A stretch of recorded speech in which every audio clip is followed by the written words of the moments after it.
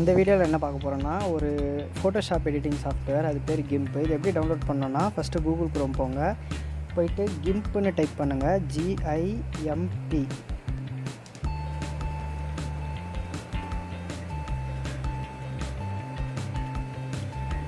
Next உங்களுக்கு download GIMP அப்படின்னு ஒரு நோட்டிஃபிகேஷன் காட்டும், அதை கிளிக் பண்ணுங்கள்.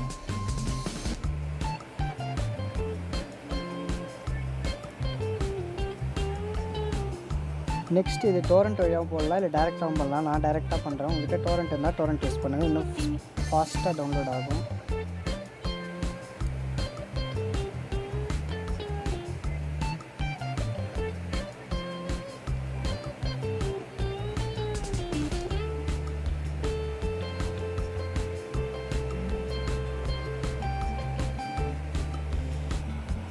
நெக்ஸ்ட்டு டவுன்லோட் ஆன ஃபைலை போய் ஓப்பன் பண்ணுங்கள்.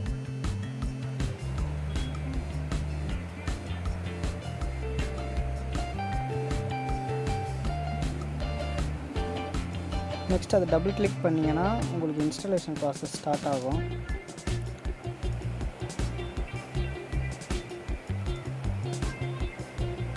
லாங்குவேஜ் சூஸ் பண்ணிக்கோங்க.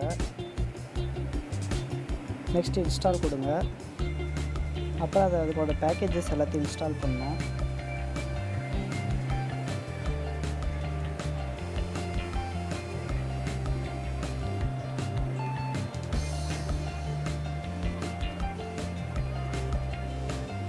நெக்ஸ்ட்டு நீங்கள் ஸ்டார்ட் பட்டன் ப்ரெஸ் பண்ணிங்கன்னா ஃபஸ்ட்டில் இருக்கும், அதை கிளிக் பண்ணுங்கள்.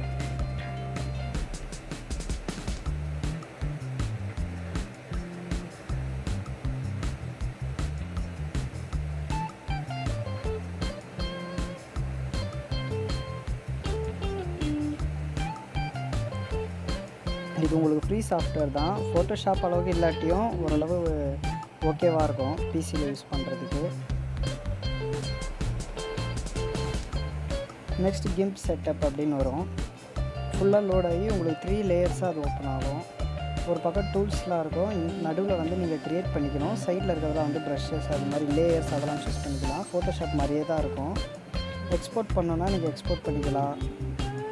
உங்களுக்கு ஃபோட்டோஷாப் அளவுக்கு இது கொஞ்சம் பெட்டராக இருக்கும். ஆனால் இது ஃபுல் அண்ட் ஃபுல் ஃப்ரீ தான். இது பெய்டு வெர்ஷன்லாம் கிடையாது. உங்களுக்கு ஏதாவது க்ரியேட் பண்ணால் நியூன்னு கொடுத்து ஓப்பன் பண்ணிங்கன்னா உங்கள் பேஜ் சைஸு வித் அதெல்லாம் நீங்கள் டெம்ப்ளேட் யூஸ் பண்ணி போட்டுக்கலாம். அதுக்கப்புறம் உங்களுக்கு ஒரு பேஜ் ஓப்பன் ஆகும். இதில் நீங்கள் கொலாஜ், மர்ஜ், அது இல்லாமல் ஃபோட்டோ எடிட்டிங் மற்றபடி எல்லாமே பண்ணிக்கலாம்.